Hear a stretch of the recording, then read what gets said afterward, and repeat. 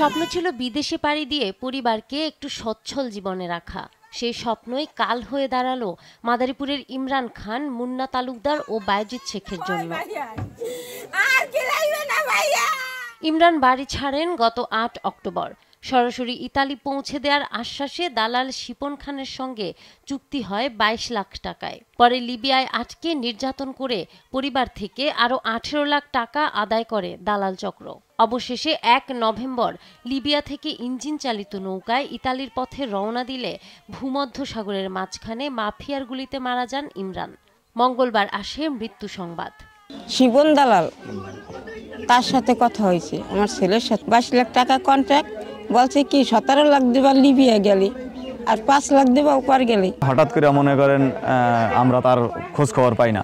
খোঁজ খবর না পাইলে আমি নিজে শিবনের সাথে কথা বলার চেষ্টা করি। শিবন বলে কি আছে, আমি গেম দেওয়ার চেষ্টা করছিলাম, পুলিশে ধরছে, তাই জেলে আছে, জেলের তা ছাড়াবো, এই করবো সেই করবো। এরপরে আস্তে আস্তে জানতে পারি যে সে নাকি মারা গেছে।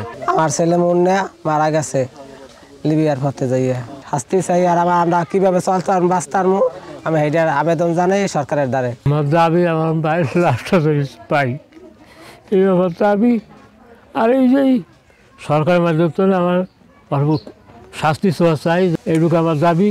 একইভাবে নিহত হন রাজৈরের দুর্গাবদ্দি গ্রামের মুন্না আর ঘোষালকান্দির বায়েজিদ। ৩ জনের মরদেহ ফেলে দেওয়া হয় সাগরে।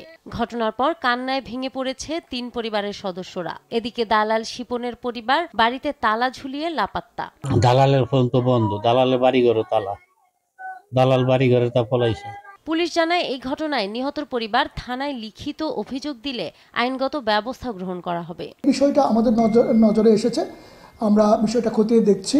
আইনগত প্রক্রিয়া চলমান রয়েছে এবং ভুক্তভোগীর পরিবার যদি আমাদের আইনি সহায়তা চায়, মামলা করে, সেই ক্ষেত্রে আমরা আইনগত ব্যবস্থা নেব। ভূমধ্যসাগরে এভাবে প্রাণ হারালেন মাদারীপুরের ৩ যুবক। স্বজনদের এখন একটাই দাবি, মানব পাচারকারী চক্রের দ্রুত বিচার হোক।